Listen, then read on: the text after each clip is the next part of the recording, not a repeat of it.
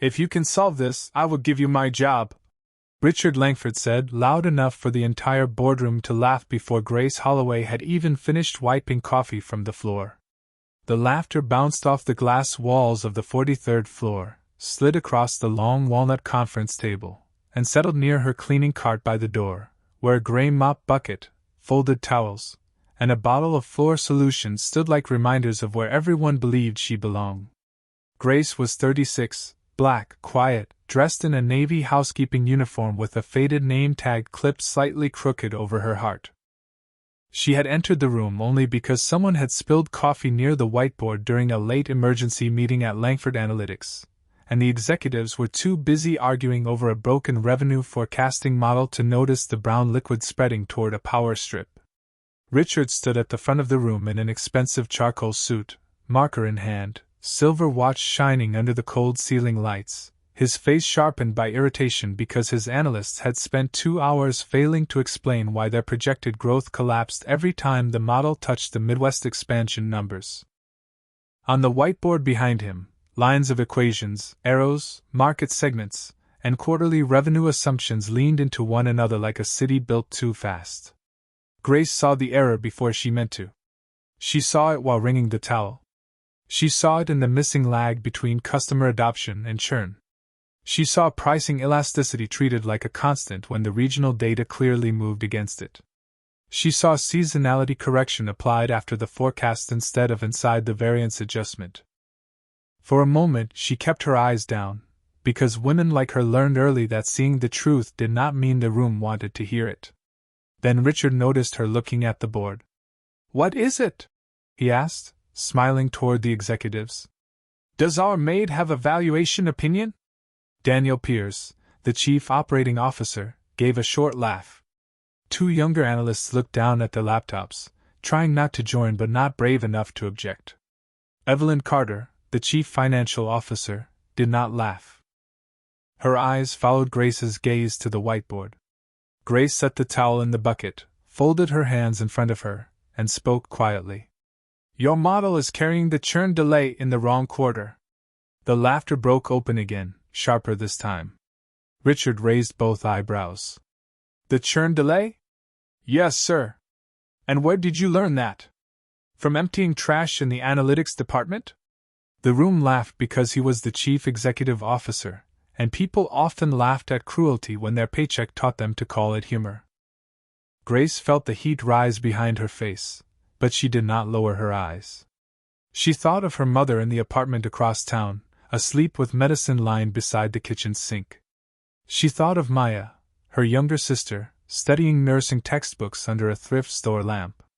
She thought of the Georgia Tech library where she used to solve optimization problems until midnight, before hospital bills turned ambition into overtime. Richard turned back to the board and tapped the marker against the glass. "All right," he said, still smiling. "If you can solve this, I will give you my job." Grace looked at the marker in his hand, then at the model, then at the executives whose smiles were beginning to feel less certain. The spilled coffee had been cleaned. The floor was safe. The room was not. "May I use the marker?" she asked. Richard laughed once, but when she did not smile, the sound weakened. He held the marker out like a joke he expected her to drop. Grace took it gently. Her fingers were steady. She stepped to the whiteboard, leaving the cleaning cart behind her, and began writing beneath the failed forecast with small, precise strokes. The first symbol appeared under the cold lights. Then another. Then the boardroom grew quiet enough to hear the marker move. Grace Holloway wrote the first line of the correction without explaining herself, because the boardroom had already spent enough time listening to men explain why the wrong answer was complicated. The marker moved in clean black strokes beneath the failed forecast, adding a lag term where the old model had pretended customers left and returned in the same clean quarter. Then she added a regional adoption delay, split the Midwest expansion curve from the coastal baseline, and circled the pricing elasticity assumption that Richard Langford's team had treated like weather instead of behavior. The executives who had laughed 30 seconds earlier began to lose their smiles one face at a time. Daniel Pierce leaned forward, elbows near his laptop. One of the analysts stopped typing. Evelyn Carter stood slowly from her chair, her eyes sharpening as she followed the correction across the whiteboard. Grace felt all of them watching the back of her navy housekeeping uniform, the faded name tag, the sleeves rolled to her wrists, the quiet contradiction between the mop bucket near the door and the equation forming under her hand. She had lived inside that contradiction for years. Before night shifts, before cleaning carts, before elevator rides with executives who did not see her unless a trash bag was full, she had been Grace Holloway from Atlanta, a scholarship student at Georgia Tech who loved applied mathematics because numbers did not care what people assumed about your neighborhood, your shoes, or your skin. Numbers were not always fair, but they were honest when handled carefully. She had studied forecasting models, probability, optimization, and systems design until her notebooks filled with arrows and proofs. Then her mother got sick. Hospital bills arrived faster than financial aid. Maya, her younger sister, was accepted into nursing school and tried to defer, but Grace refused to let one dream collapse just because another had been paused. So Grace left school, took the night cleaning job at Langford Analytics, and taught herself in break rooms after midnight with used textbooks, old lectures, and a pencil sharpened down to almost nothing. Samuel Brooks, the evening security officer downstairs, was the only person in the building who knew she read graduate-level modeling books beside vending machines while the rest of the tower slept. In the boardroom, Richard watched the silence turn against him. "This is adorable," he said, but the words sounded weaker than the laughter had. Grace did not turn around. "Your churn is delayed by one purchasing cycle in the regional segment," she said. "Your model counts the loss after the revenue dip instead of before the renewal decision. That makes the Midwest projection look like a sales problem when it is actually a retention timing problem." Evelyn stepped closer. "Keep going." Richard shot her a look. "Evelyn." The chief financial officer did not sit down. "I said keep going." Grace moved the marker again. She adjusted the seasonal factor, bracketed the adoption curve, and wrote a variance term that made one of the junior analysts whisper, "That is what we missed." Richard heard it. His jaw tightened. Grace finally glanced over her shoulder, not with triumph, not even with anger, but with the calm of someone who had held her mind intact through every room that tried to make it small. "May I finish?" she asked. Evelyn answered before Richard could. "Yes." The cold boardroom lights hummed above them. The floor still reflected the damp line where Grace had cleaned the coffee. Her cleaning cart waited by the door, patient and ordinary. But the room had shifted. For the first time that night, the people in suits were watching the maid not because she had made a mess disappear, but because she was making the truth visible. Richard Langford had always believed the whiteboard belonged to whoever stood in front of it with the most expensive watch. In his world, intelligence wore tailored suits, spoke in polished investor language, and came with a graduate degree framed behind glass. The 43rd floor boardroom was built to support that belief. One entire wall looked out over the city, making traffic below seem like a smaller species of life. The conference table was long enough to separate power from anyone asking for it. Laptops glowed in neat rows. Market reports sat in folders stamped confidential. The whiteboard, covered with quarterly projections and failed assumptions, stood behind Richard like a throne he had not realized was cracking. Grace Holloway stood at that same board now in a navy housekeeping uniform, her cleaning cart still parked near the door, and every line she wrote made the room less loyal to him. Richard felt it happening. He saw Daniel Pierce stop smiling. He saw the junior analysts glance at each other with the terrified excitement of people recognizing a correct answer from the wrong person. He saw Evelyn Carter move closer, not as a courtesy, but because the numbers had pulled her forward. "This is a distraction," Richard said. "We are not restructuring a revenue model because the cleaning staff drew symbols on a board." Grace kept writing. "They are not symbols. They are variables your forecast already depends on but failed to place correctly." One analyst whispered, "She is right about the adoption curve." Richard turned. "Do not encourage this." The analyst dropped his eyes. Evelyn did not. "Let her finish." Richard's face tightened at the sound of his own chief financial officer choosing the maid's math over his authority. Evelyn, we have senior analysts in this room. Yes, Evelyn said, looking at the board. And none of them caught the churn lag. Grace heard that, but she did not let it change the pace of her hand. She added a corrected seasonal coefficient, then drew a clean bracket around the Midwest retention segment. The marker squeaked once against the board, thin and sharp in the cold light. The original forecast assumes adoption increases evenly after rollout, she said. But your pilot data shows the first 3 months are inflated by promotional pricing. When rates normalize, retention drops later, not immediately. You counted the drop as poor market fit instead of delayed price resistance. Daniel leaned forward. That changes the expansion recommendation. It changes the risk timing, Grace said. The market may still work, but the cash reserve needs to shift 1 quarter earlier. Evelyn crossed to a laptop. What variance range? Grace pointed with the marker. Start at 6.8%, then test 9.2 if the regional service cost rises after onboarding. The room went quiet again, but this time the silence had weight. It was no longer shock. It was calculation. Richard looked at Grace's uniform, at the crooked name tag, at the damp reflection on the floor where she had cleaned their spill, and his embarrassment searched for somewhere cruel to go. You expect us to believe you developed this standing outside boardrooms with a mop? Grace finally turned from the board. Her face was calm, but there was something in her eyes the room had not earned the right to name. No, she said. I developed it by studying when no one in this building was watching. Richard gave a cold smile. From papers you found in the trash? The words struck the room harder than he expected. Samuel Brooks was not in the boardroom, but Grace thought of him downstairs at the security desk, nodding at her old textbooks without ever asking why a woman mopping floors was reading optimization theory at 2 in the morning. She thought of her mother's medicine bottles, Maya's nursing tuition, the Georgia Tech library lights, and every night she had refused to let exhaustion become the end of her mind. She placed the marker tip back against the board. No, she said softly. From work I never stopped doing. Evelyn typed Grace's variables into the model. A loading bar moved across the screen.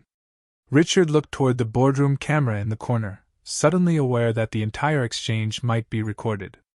Grace noticed him notice it. Please preserve the meeting recording, the whiteboard image, and the model timestamp, she said.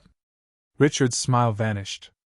The marker moved one final time, drawing a line beneath the corrected forecast, while the room waited for the numbers to decide whether the woman he mocked had just saved them from their own certainty. The loading bar on Evelyn Carter's laptop reached the end, and for one breath the boardroom became so quiet that the city outside the glass wall seemed far away. Grace Holloway stood beside the whiteboard with the marker still in her hand, her navy housekeeping uniform catching the cold overhead light, her faded name tag tilted slightly over her heart. The corrected model stretched behind her in clean black lines, churn lag shifted forward, adoption delay separated by region, pricing elasticity tested against the promotional period, seasonal correction placed inside the variance adjustment, and a cash reserve note written in the lower corner. It did not look like a maid trying to impress executives. It looked like someone had opened a locked room inside the numbers and turned on the light. Evelyn stared at the screen, then ran the model again with the original assumptions beside Grace's correction. The first chart jumped unevenly, bleeding risk into the wrong quarter. The second chart settled into a pattern that made the problem visible and, worse for Richard, fixable. The forecast error drops, Evelyn said, almost to herself. Daniel Pierce leaned closer. By how much? Evelyn did not answer immediately. She adjusted one variable, checked the regional cost line, then looked up slowly. Enough to change the expansion timing. Enough to prevent a reserve misallocation in the tens of millions. One of the junior analysts whispered. She saved the Midwest rollout. Richard turned on him. No, she adjusted a spreadsheet. Grace placed the marker gently on the tray beneath the board. I corrected the model logic. Richard's face hardened. You copied something. The room tightened. Evelyn looked at him. From where? Discarded reports. Analyst notes. Trash. She cleans this floor.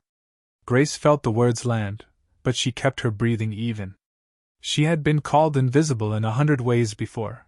This was only the version spoken out loud in a room with cameras. Please preserve the meeting recording, she said. And the whiteboard photo. Richard gave a short laugh. You do not get to make legal demands in my boardroom. Grace looked toward the camera in the upper corner. Then let the record show I asked before the board was notified. Daniel stopped moving. Evelyn turned fully toward Richard. Notify the board? Richard pointed at Grace, not touching her, but using the gesture like dismissal. Security can escort her out before this becomes more embarrassing. The boardroom door opened before anyone could answer. Samuel Brooks stood there in his dark security jacket, gray at the temples, one hand resting on the doorframe, eyes moving from Grace to Richard to the whiteboard. He had been called to the executive floor, but he knew immediately that the problem in the room was not the woman with the marker. Sir, Samuel said carefully, you requested security? Richard did not take his eyes off Grace. Yes. Remove her from the boardroom. Samuel looked at Grace's cleaning cart near the doorway, the damp shine on the floor, the equations on the whiteboard, and the way Evelyn's laptop still showed the corrected projection. May I ask the reason? Richard's mouth tightened. Because she is housekeeping staff disrupting an executive meeting. Grace turned toward Samuel, and the pain she had hidden from the others softened her face for half a second. Samuel had seen her in the basement break room, reading forecasting theory while vending machines hummed. He had seen her finish 12-hour nights and still copy equations into a spiral notebook. He did not smile now. He only stood straighter. I can document the request, he said. But I will not describe her as disruptive without noting that the room appears to be reviewing work she wrote on the board. Evelyn closed her laptop halfway, then opened it again as if deciding which side of the record she wanted to be on. Samuel is right, she said. This needs to be preserved. Richard stared at her. You are taking her side? Evelyn looked at the whiteboard. I am taking the model's side. The words cut through the room cleaner than accusation. Grace looked down at the marker tray, where the black marker rested beside a faint smear of coffee on the floor she had cleaned. Her mother's voice rose in memory, warm and tired from years of teaching dignity without speeches. Never shrink your mind to fit someone else's room. Grace lifted her chin. Mr. Langford, she said, I am not asking for your job. I am asking that you stop treating proof like disrespect because it came from someone in a uniform you look down on. No one laughed. Richard's expensive watch ticked silently under the cold light. Outside the glass wall, the city moved on, unaware that a cleaning cart, a marker, and one quiet woman had just made the highest room in the building answer to the truth. Richard Langford's command stayed in the air even after no one moved to obey it. Samuel Brooks remained by the boardroom door, still and respectful, not blocking anyone, not raising his voice, simply refusing to turn a quiet woman into a problem just because the chief executive officer needed one. Evelyn Carter's fingers rested on her laptop keys.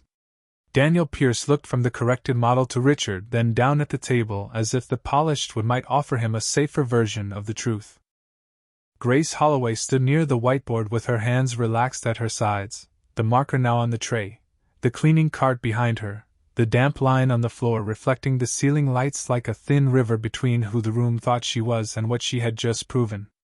Richard straightened his suit jacket, trying to rebuild authority from fabric and posture. This is absurd, he said. We are not turning an executive meeting into a talent show for night staff. Grace did not answer quickly. She let the insult finish traveling through the room until it had nowhere left to hide. It became an executive issue when the model was wrong, she said. It became a conduct issue when you mocked the person who corrected it. Evelyn looked up at that, and something in her face changed from curiosity to responsibility. She clicked the meeting software window, checked the recording indicator, then opened the model audit log. The timestamp shows the original forecast was saved at 6:42 this evening, she said. Grace's correction began at 9:17. The boardroom camera should have the full sequence. Richard's eyes narrowed. Do not use her first name as if she belongs in this discussion. The sentence struck harder than his earlier jokes because it revealed the smaller cruelty beneath the polished one. Grace felt her throat tighten, but she kept her voice even. My name is on my badge, Mr. Langford. You have had the opportunity to read it every night I cleaned this floor. The room went completely still. Evelyn's chair creaked as she stood. Daniel closed his laptop halfway, then opened it again, ashamed of the sound. Samuel's expression softened, but he did not interrupt. Grace looked at Richard, not like an employee begging for mercy, and not like a woman trying to humiliate him back. She looked at him like a witness. You asked me if I learned from the trash, she said. I learned from textbooks bought used, recorded lectures, library computers, and work I did after my shift because I could not afford to stop thinking just because I had to start cleaning. Richard's face colored. A speech will not make you qualified. No, Grace said. The work will. Evelyn turned her laptop toward the table. The corrected projection appeared beside the old one, two versions of the company's future divided by a few lines Grace had written in black marker. The variance reduction is real, Evelyn said. The reserve timing changes. The Midwest rollout risk is being misread in the current model. Daniel finally spoke quietly. If we had presented the old version to the board tomorrow, they would have approved the wrong allocation. The words landed like a door closing. Richard looked at Daniel as though betrayal had found another chair. You are all overreacting. Evelyn picked up her phone. I am calling Helen Whitfield. Richard stepped toward the table. The board chair does not need to be bothered because a cleaner guessed a formula. Evelyn did not lower the phone. She did not guess. Grace turned back to the whiteboard. Under the final correction, she wrote one more note in smaller letters: preserve original assumptions, revised formula, meeting recording, boardroom camera, audit log. The marker made a soft squeak, almost gentle. Richard watched her write the word preserve and understood that the room had slipped beyond the reach of mockery. He could still speak loudly. He could still dismiss her title, her uniform, her history, her place in the room. But the numbers were no longer obeying him, and neither was the silence. Grace capped the marker and set it down. For the first time all evening, she looked tired.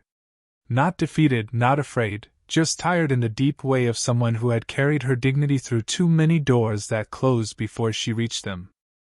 Samuel quietly brought her cleaning cart a few inches farther from the threshold so no one could pretend it was in the way. Evelyn waited for the board chair to answer. Daniel stared at the corrected graph. Richard stood under the cold light with his expensive watch and empty smile, while the woman he had called the maid stood beside the only thing in the room that still made perfect sense. The phone in Evelyn Carter's hand rang 3 times before Helen Whitfield answered, and during those 3 rings Grace Holloway felt the whole room stretch thin around her. No one laughed now. No one looked at the cleaning cart with the same certainty.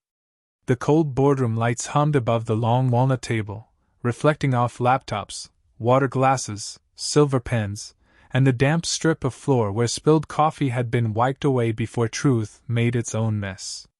Grace stood beside the whiteboard, one hand resting lightly against her opposite wrist, her name tag still crooked, her uniform sleeve faintly marked with cleaning solution.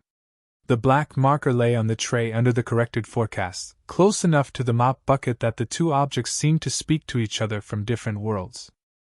One belonged to the work people noticed only when it was not done. The other belonged to the work people respected only when the right hand held it. Evelyn stepped toward the corner of the room, voice controlled. Helen, I need you on the executive floor. Now. It concerns tomorrow's board presentation, the revenue model, and an incident involving Richard. Richard's expression tightened at the word incident. That is unnecessary. Evelyn did not look at him. Yes, I am asking that the meeting recording be preserved. Grace lowered her eyes for a moment, not from shame, but from the weight of being seen after years of being passed over. The floor beneath her shoes still held a faint shine. In that reflection, she saw the lower edge of her housekeeping uniform, the wheels of her cart, the dark shape of the marker tray, and the whiteboard rising above it all.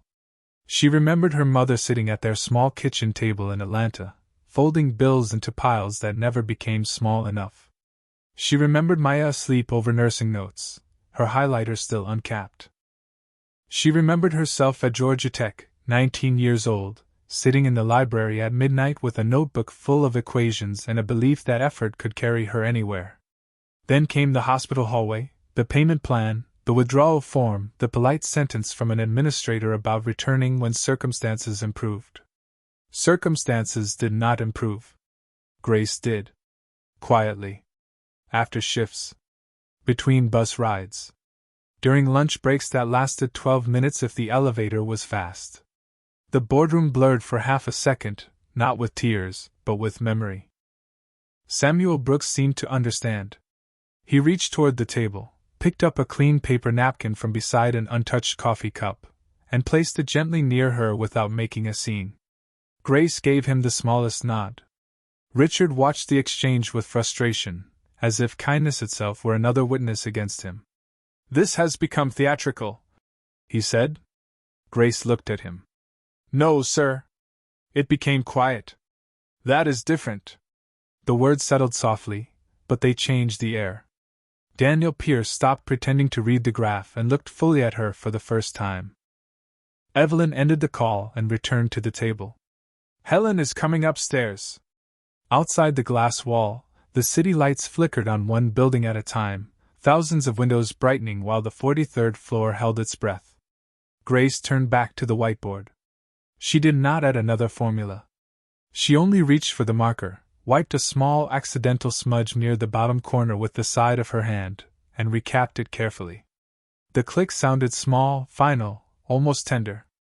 Her cleaning cart waited by the door with folded towels stacked in perfect order.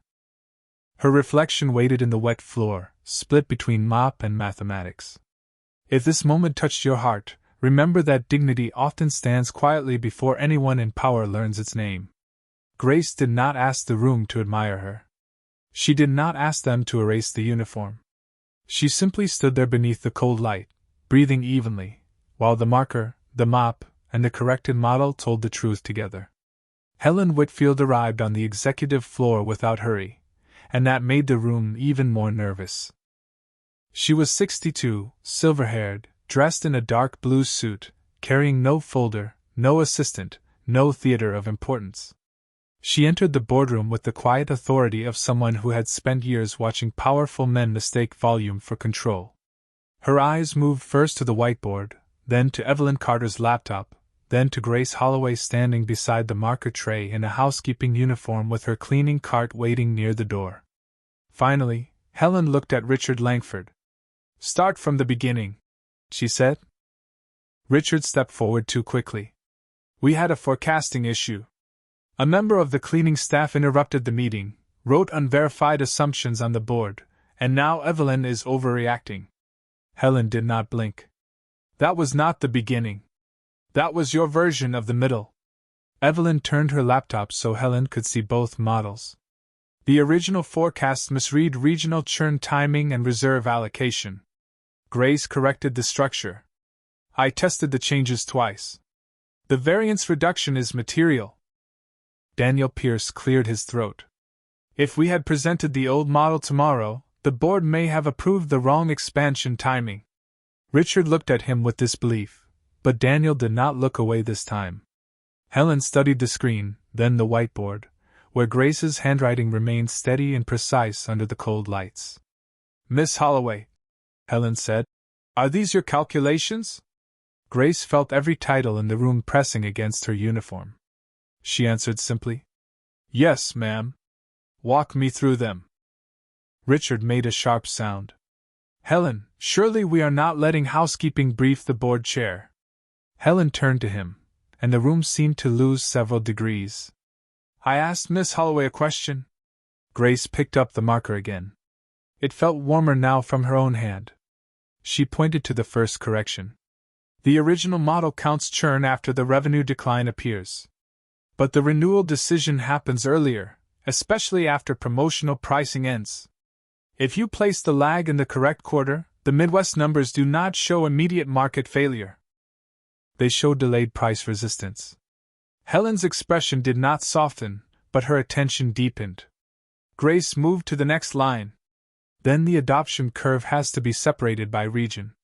The coastal baseline cannot carry the Midwest rollout because service costs and buying behavior are not matching the pilot assumptions. Evelyn added, "That is exactly what the data shows." Grace continued, explaining the pricing elasticity test, the seasonal correction, and the reserve timing without rushing. She did not try to sound like the executives. She sounded like herself, clear and exact, each sentence built on evidence instead of ego. When she finished, Helen looked at Evelyn.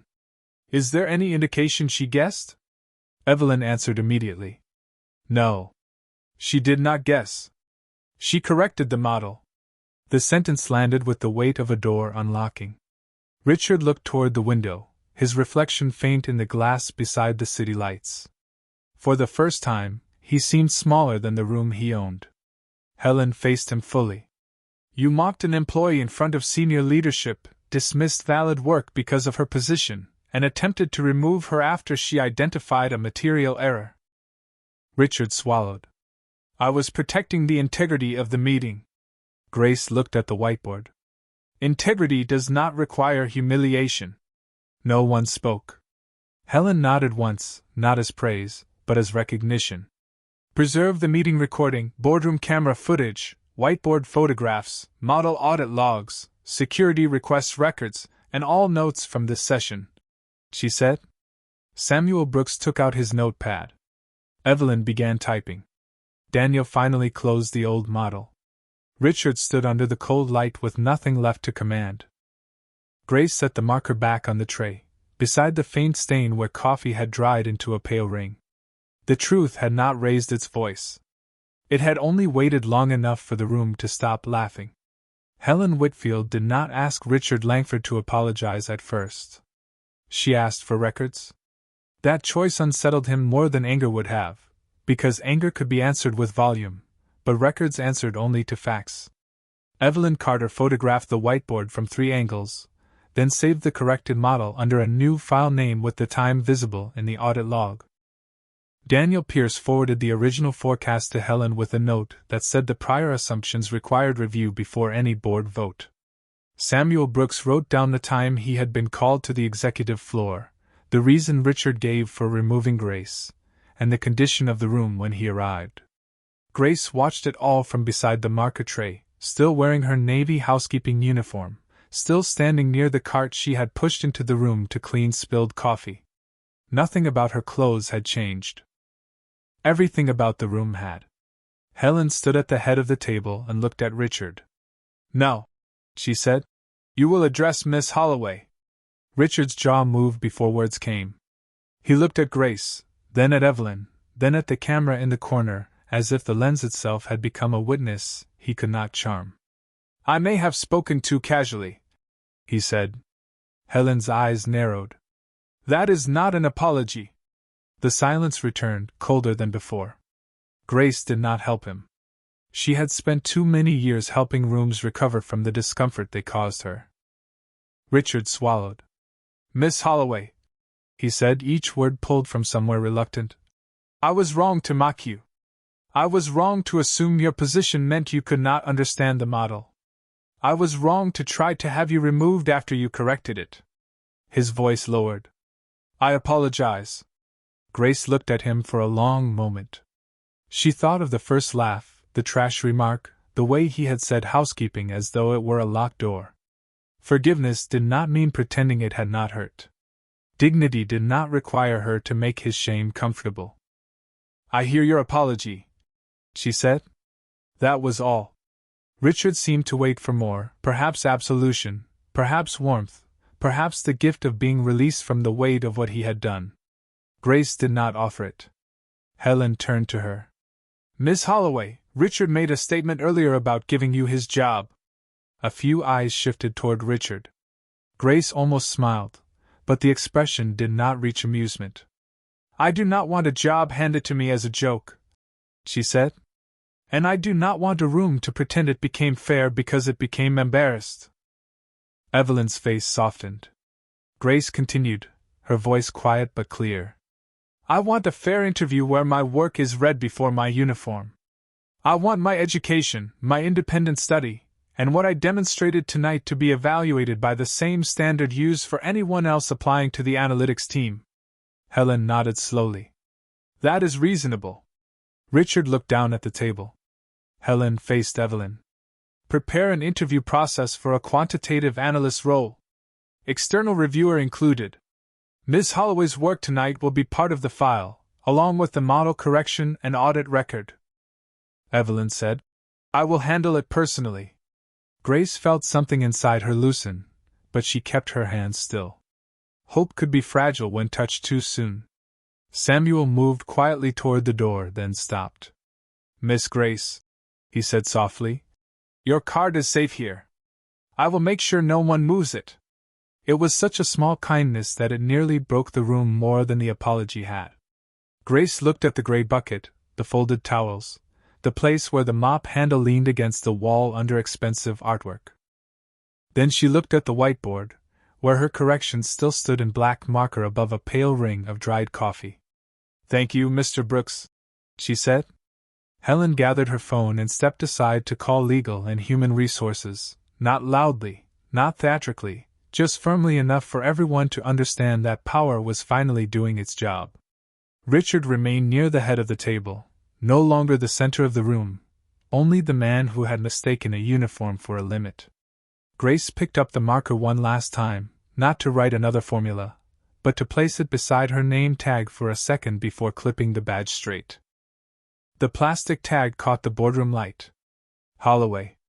For years, people had read it only when they needed a trash can emptied. Tonight, the room had learned to read the work behind the name. The next morning, the 43rd floor looked almost ordinary again.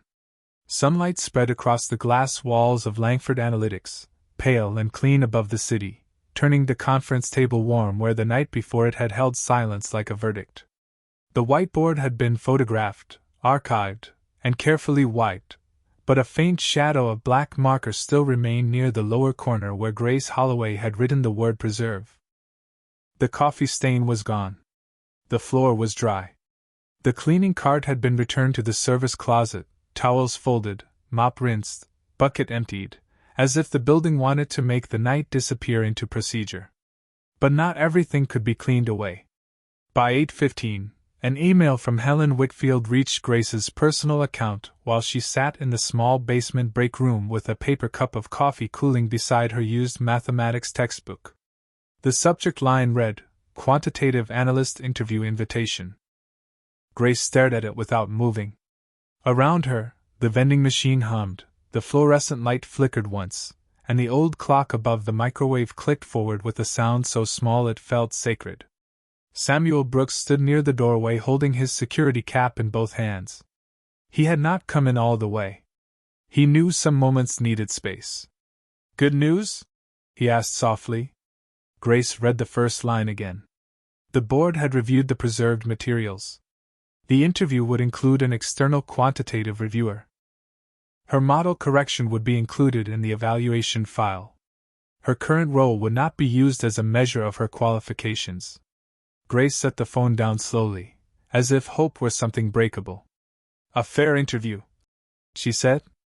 Samuel smiled, not wide, not loud, just enough to let kindness enter the room without disturbing its quiet.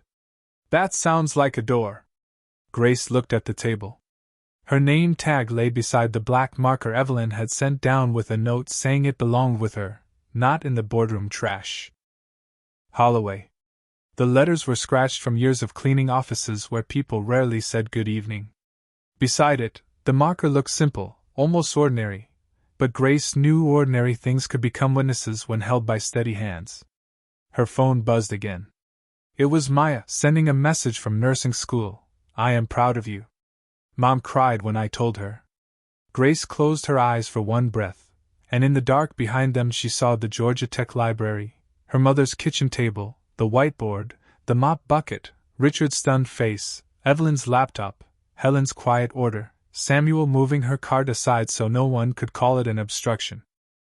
She opened her eyes before the tears could fall, not because she was ashamed of them, but because she wanted to meet the morning clearly. Upstairs, Richard Langford's office door stayed closed. By noon, a formal review notice would be delivered to him, and every executive who had laughed would have to decide what kind of silence they wanted their name attached to. But Grace did not go upstairs to watch. She clipped her name tag straight over her heart, placed the marker in the pocket of her uniform, and opened her textbook to a page she had marked months ago with a grocery receipt. There was still work to do. There had always been work to do. The difference was that now, somewhere above her, the record told the truth. Grace lifted her coffee, took one quiet sip, and smiled so gently it almost vanished before anyone could see it. The building kept humming. The elevator doors opened and closed. A new day moved through the tower. And in the basement break room, beneath 43 floors of glass and power, a woman who had been mocked for cleaning up other people's spills began preparing for the interview that would let the world read what she had been writing all along.